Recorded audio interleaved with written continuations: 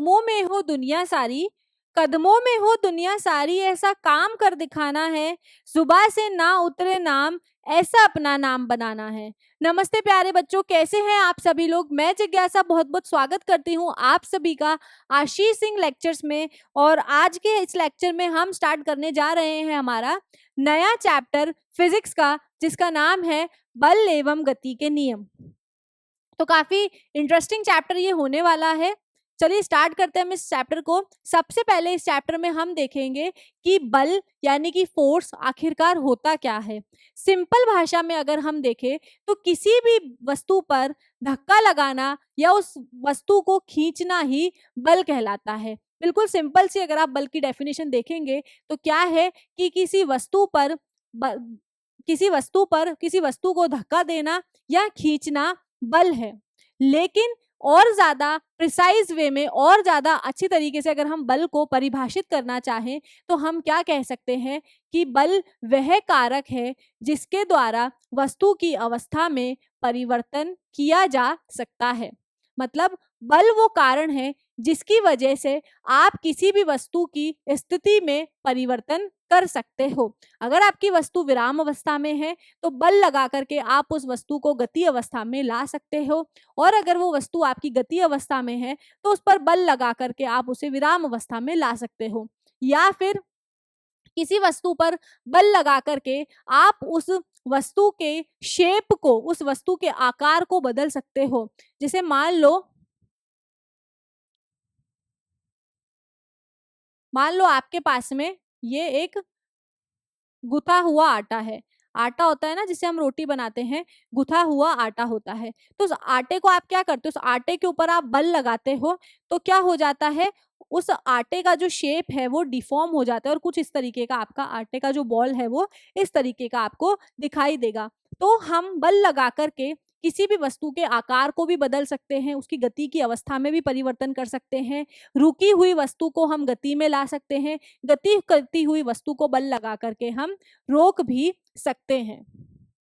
तो यहाँ बोर्ड पर हमें कुछ पिक्चर्स दी गई है, उन्हें समझ लेते हैं कि जब बच्चे द्वारा डब्बे पर बल लगाया जा रहा है तो ये डब्बा क्या करने लग जाता है, डब्बा गति करना शुरू कर देता है। तो बल जो है वस्तु के अंदर गति का कारण बन गया है। यहाँ पर इस व्यक्ति द्वारा जब इस पुली को खींचा जा रहा है, इस रस्सी को खींचा जा रहा है, तो ये जो बॉक्स है ये ऊपर की तरफ उठने लगा है। तो बल लगाने से आप किसी वस्तु को गति में ला सकते हैं, उसे ऊपर उठा सकते हैं, नीचे रख सकते हैं, सब कुछ बल लगाकर ही आप कर सकते हैं। जब इस कार के इंजन द्वारा, जब इस पर्सन द्वारा, इस व्यक्ति द्वारा कार का इंजन चालू किया गया तो इंजन द्वारा बल लगाया गया, जिसके कारण जो कार है वो गति में आ गई है। तो बल द्वारा हम किसी भी वस्तु की स्थिति में परिवर्तन कर सकते हैं। वस्तु पर लगने वाले धक्का, खिंचाव या चोट को हम बल कह सकते हैं। इसमें वस्तु को गति में लाने की क्षमता होती है। तो मैं आपको बता चुकी हूँ कि बल द्वारा हम किसी भी वस्तु को गति में ला सकते हैं, गति करती हुई वस्तु को रोक सकते हैं, उसके आकार में परिवर्तन कर सकते हैं, बल लगा करके किसी वस्तु को उठा सकते हैं और बल लगा करके किसी वस्तु को हम नीचे भी रख सकते हैं। बल का एसआई मात्रक न्यूटन होता है। बल का जो एसआई मात्रक है वो न्यूटन होता है। जिस प्रकार हम वजन को किलोग्राम में नापते हैं उसी प्रकार बल को हम न्यूटन में नापते हैं। बल एक बल जो है हमारी एक सदिश राशि है जो दिशा और परिमाण दोनों पर व्यक्त करती है। अगर आप बल की दिशा को बदल देते हो तो आपका जो परिमाण है उसके अंदर भी बदलाव आ जाएगा। जैसे मान लो यहाँ पर ये एक कार है जो पहले 10 मीटर प्रति सेकंड की चाल से चल रही थी इस दिशा में, ठीक है।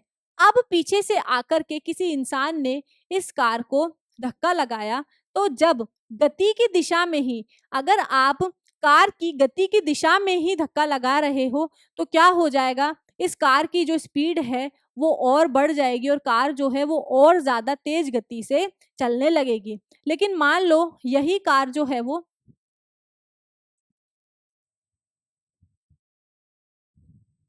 मान लो यहाँ पर ये एक कोई दूसरी कार है जो भी 10 मीटर प्रति सेकंड की चाल से चल रही थी इस दिशा में, लेकिन इस कार पर विपरीत दिशा में बल लगाया जाता है, जिसके कारण कार की जो गति है या फिर कार की जो चाल है उसके अंदर बदलाव आ जाता है, और विपरीत दिशा में बल लगाने के कारण कार की जो चाल है वो घट कर के 2 मीटर प्रति सेकंड हो जाती है।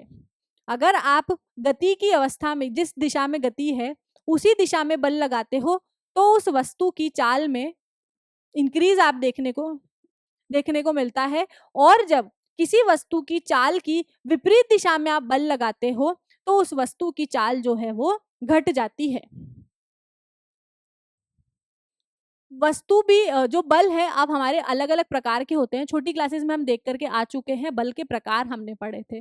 बल कई प्रकार का होता है, जैसे कि घर्षण बल, किसी भी वस्तु की गति में जो विरोध लगता है, या फिर घर्षण बल उस प्रकार का बल है जो किसी भी वस्तु को गति करने से रोकता है। घर्षण बल जो है वो वस्तु की विपरीत दिशा में लगता है। जैसे मान लो ये इंसान अगर इस तरफ गति कर रहा है तो घर्षण बल इस की चाल की विपरीत दिशा में लगेगा और इस व्यक्ति को चलने से रोकेगा। यह वह बल है जो किसी वस्तु की गति की दिशा के विपरीत दिशा में कार्य करता है। यह दो सतहों के बीच में कार्य करता है।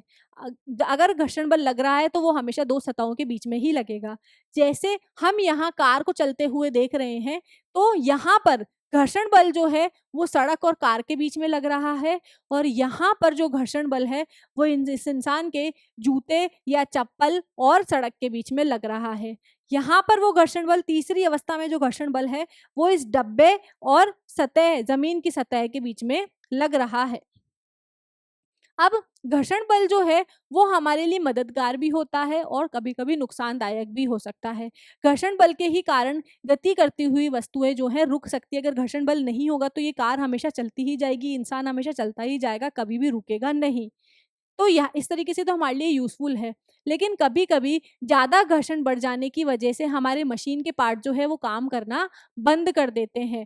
तो उस स्थिति में हम क्या करते हैं, घर्षण बल को कम करेंगे। और घर्षण बल को कम करने के लिए आप चिकनी सतहों का उपयोग कर सकते हैं। अगर आपको किसी वस्तु को मूव करवाना है तो उसको उसको गति करवाने के लिए चिकना सरफेस, चिकनी सतह सबसे ज्यादा बेस्ट रहती है, क्योंकि चिकनी सतहों पर जो घर्षण बल है वो बहुत कम लगता है। किसकी तुलना में, अगर आप एक खुरदुरी खुरदुरी सड़क पर अगर आप एक डब्बे को मूव करवाना चाहते हो, खसकाना चाहते हो, तो घर्षण बल बहुत ज्यादा अधिक हो जाता है, जिसके कारण आप उस डब्बे को मूव नहीं करवा पाओगे। लेकिन वहीं अगर आप उस डब्बे को चिकनी सतह पर खसकाते हो तो डब्बा बहुत ज्यादा आसानी से मूव हो जाता है। बॉल बियरिंग, पंखों के अंदर पंखे को रोटेट कराने के लिए, पंखे को आसानी से घुमाने के लिए हम बॉल बियरिंग का इस्तेमाल करते हैं, जो घर्षण बल को काफी हद तक कम कर देता है और जो पंखा है हमारा आसानी से घूमता रहता है।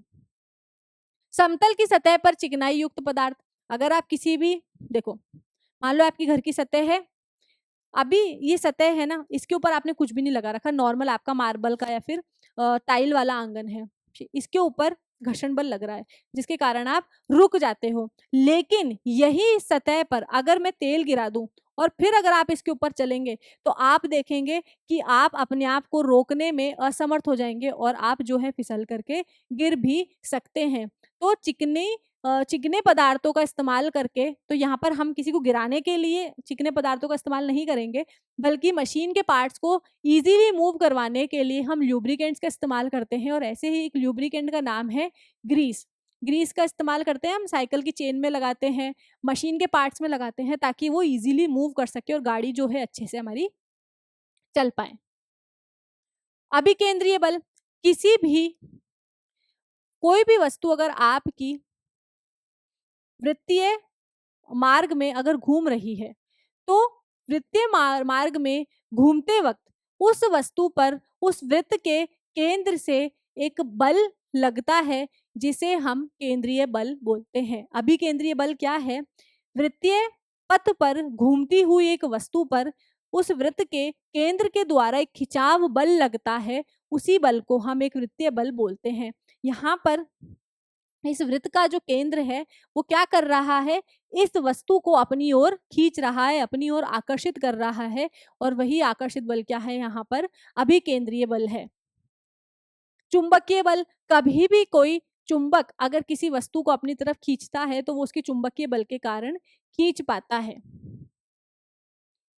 दो पिंडों के बीच में जो आकर्षण बल लगता है वो गुरुत्वाकर्षण बल होता है। गुरुत्वाकर्षण बल के बारे में हम अगले चैप्टर में ज्यादा डिटेल से पढ़ेंगे, क्योंकि हमारा पूरा चैप्टर ही गुरुत्वाकर्षण बल पर बेस्ड है। तो यहाँ पर हम सिर्फ ये देखेंगे कि गुरुत्वाकर्षण बल क्या होता है।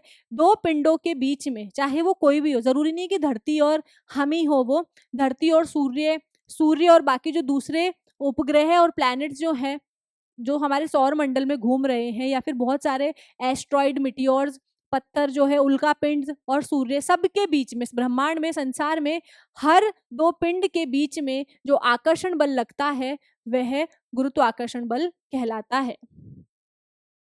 बल की प्रबलता के आधार पर बलों को बल दो प्रकार के होते हैं।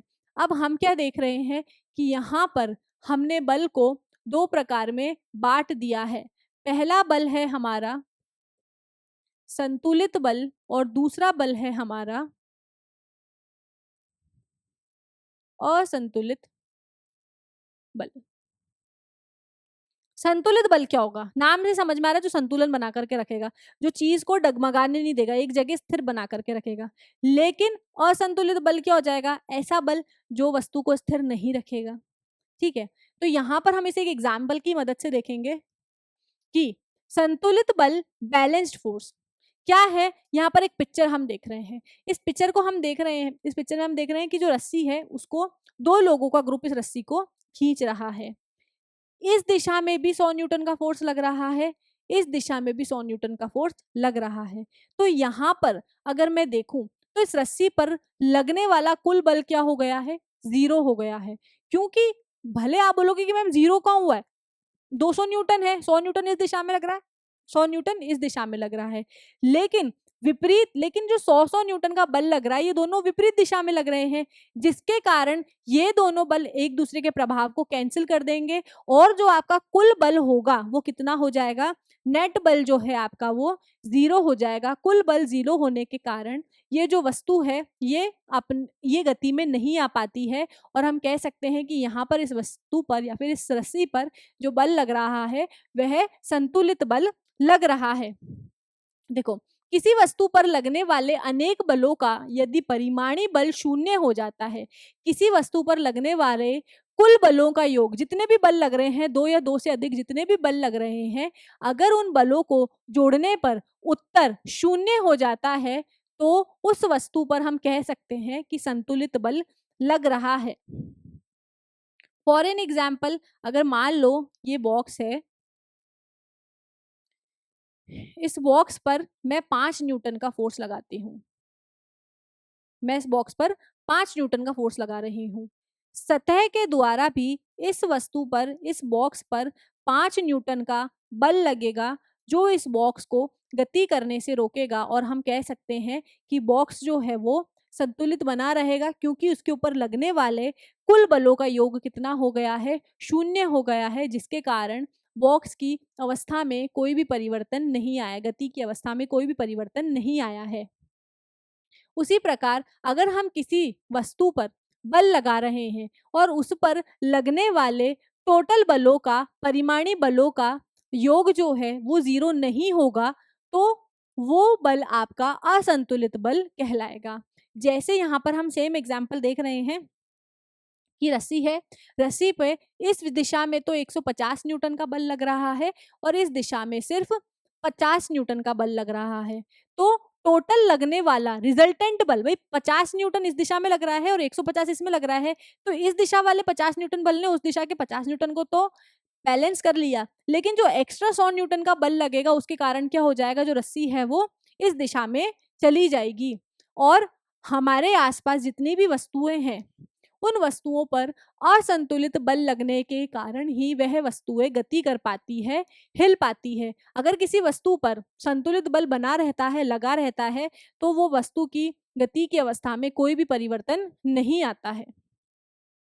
तो किसी भी वस्तु की दिशा में परिवर्तन करने के लिए, गति की अवस्था में परिवर्तन करने के लिए या फिर उसके आकार में परिवर्तन करने के लिए उस पर असंतुलित बल लगाना आवश्यक होता है। अगर आप संतुलित बल लगा करके रखेंगे तो ना तो वस्तु की गति की अवस्था में परिवर्तन आएगा, ना उसकी दिशा में परिवर्तन आएगा, ना उसकी चाल में परिवर्तन आएगा। तो असंतुलित बल के द्वारा ही हमारे आसपास की जो चीजें हैं वो गति की अवस्था में परिवर्तन करती रहती है। अब इस गति को, अब बल जब हम लगा रहे हैं तो वस्तु के अंदर गति आ रही है, वो गति किस प्रकार की होगी, कितनी ज्यादा होगी, कितनी कम होगी, उस चीज को समझने के लिए सर आइजैक न्यूटन ने गति के 3 नियम दिए थे, जिसके द्वारा वस्तुओं के द्वारा की गई गति को समझना और ज्यादा आसान हो गया था। गति के नियम को प्रस्तुत करने का श्रेय महान वैज्ञानिक सर आइजैक न्यूटन को जाता है। क्यों? क्योंकि इन्होंने ही डिस्कवरी की थी जो मोशन के 3 लॉज हैं, इसकी वजह से फिजिक्स बहुत ज़्यादा सिंप्लीफाई हो गई थी, वस्तुओं की गति को समझना बहुत ज़्यादा आसान हो गया था, या फिर किसी वस्तु पर बल लगा करके वो कितनी गति करेगी इस चीज़ को हम अब आसानी से कैलकुलेट कर सकते थे। इन्होंने गति के 3 नियम दिए हैं, जिसे न्यूटन के गति का नियम भी कहा जाता है। कौन कौन से नियम इन्होंने दिए हैं? इन्होंने पहला नियम दिया है फर्स्ट लॉ ऑफ मोशन, जिसको हम लॉ ऑफ इनर्शिया भी बोलते हैं, जड़त्व का नियम भी बोलते हैं। टोटल इन्होंने 3 नियम दिए थे, उसके बारे में हम डिटेल से पढ़ेंगे। First law, second law, third law, तीनों को हम डिटेल से पढ़ेंगे। जो हमारा पहला नियम है वो है जड़त्व का नियम। आप देखो, इस चीज को है ना आप अपनी डेली लाइफ से काफी अच्छे से रिलेट कर सकते हो।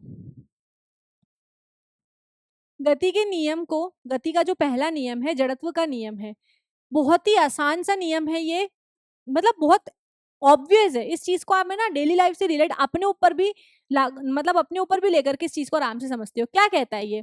प्रत्येक वस्तु अपनी स्थिर अवस्था या सरल रेखा में एक समान गति की अवस्था में बनी रहती है।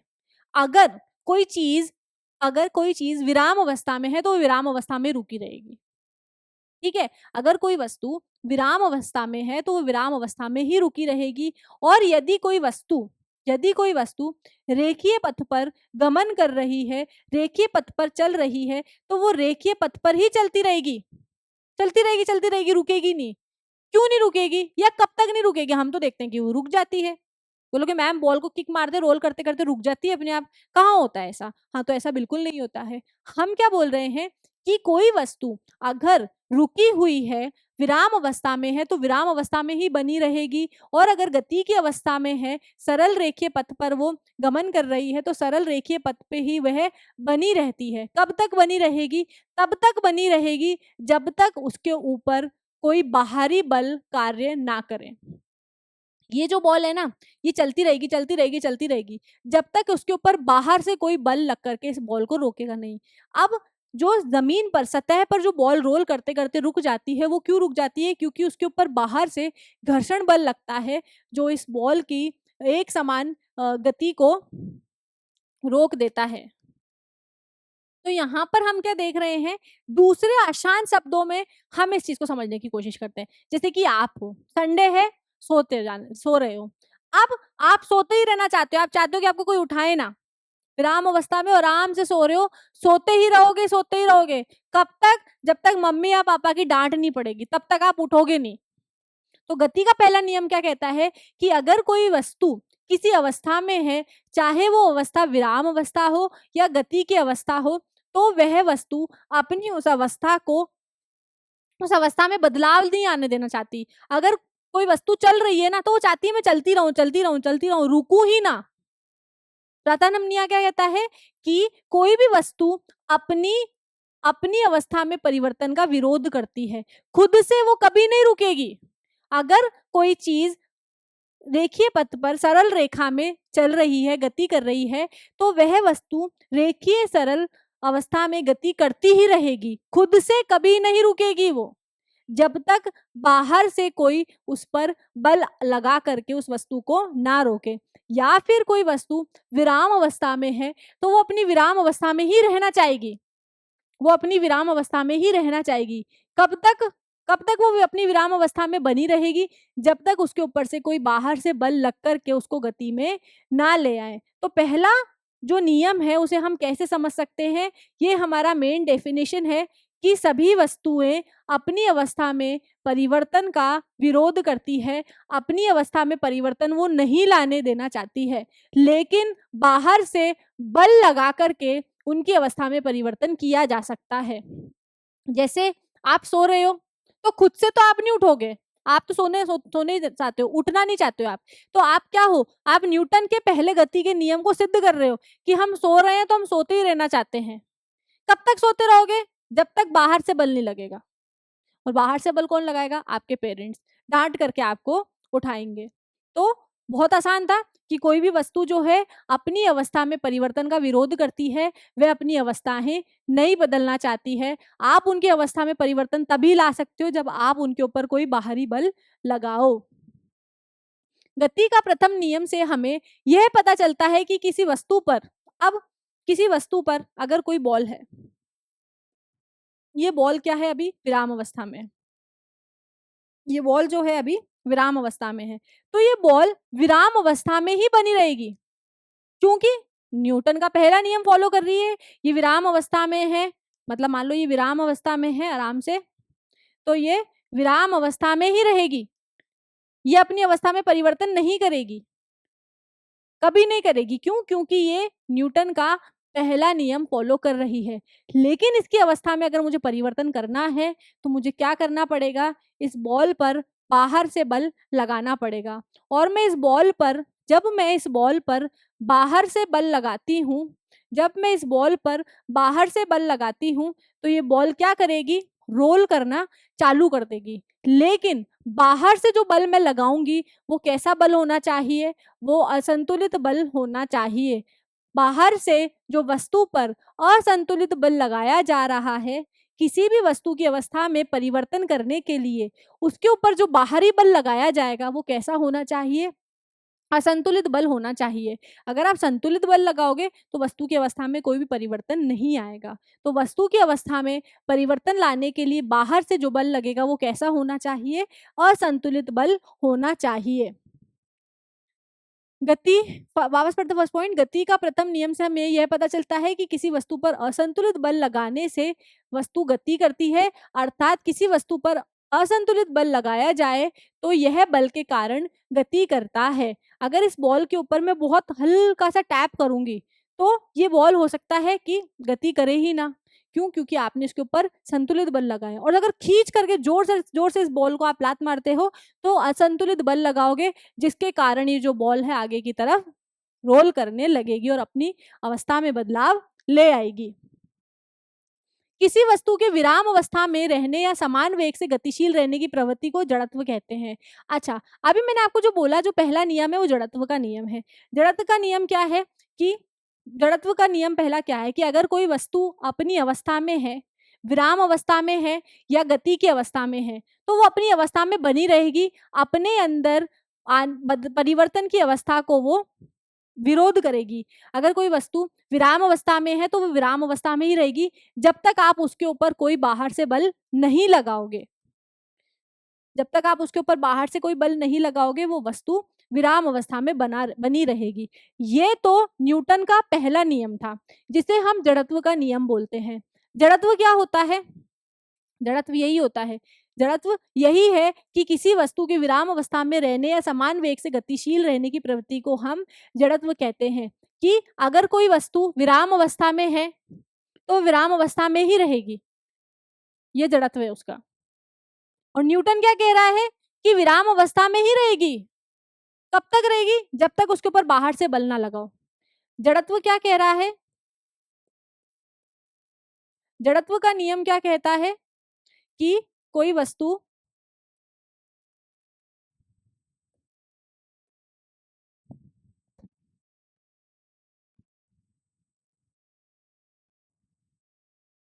जड़त्व का नियम क्या कहता है कि कोई वस्तु अगर विराम अवस्था में है तो वो विराम अवस्था में ही रहेगी। जड़त्व क्या कहता है कि कोई वस्तु अगर विराम अवस्था में है तो वो विराम अवस्था में ही रहेगी, और अगर कोई वस्तु एक समान गति से चल रही है, अगर कोई वस्तु एक समान गति से चल रही है तो वो एक समान गति से चलती ही रहेगी। ये उस वस्तु का जड़त्व है। वो अपनी अवस्था में परिवर्तन नहीं लाना चाहती है, यह उस वस्तु का जड़त्व है, ये उस वस्तु का गुण है। क्या है? जड़त्व जो है किसी भी वस्तु का वह गुण है जो उसके अंदर आने वाले गति के बदलाव को, आने वाले अवस्था में परिवर्तन के बदलाव को विरोध करती है। कि अगर ये बॉल रुकी हुई है तो ये बॉल रुकी ही रहना चाहती है। ये क्या है? ये इसका जड़त्व है। लेकिन जो जड़त्व का नियम है, जो न्यूटन का फर्स्ट लॉ है, जो न्यूटन का फर्स्ट लॉ है, वो क्या कहता है कि बेशक ये जो बॉल है अपनी अवस्था में बनी रहेगी, ये उसका जड़त्व है, ये उसका गुण है कि अगर वो अपनी अवस्था में है, अगर वो विराम अवस्था में है तो विराम अवस्था में ही बनी रहेगी, बनी रहे। पर कब तक बनी रहेगी? जब तक इस वस्तु के ऊपर बाहर से कोई बल ना लग जाए। अगर ये बॉल है, ये पहले अपनी विराम अवस्था में थी, लेकिन जब उसके ऊपर हमने बाहर से जब हम इस वस्तु पर बल लगाते हैं, जब हम इस वस्तु पर बाहर से बल लगाते हैं तो ये वस्तु क्या करेगी? ये वस्तु चलने लगेगी।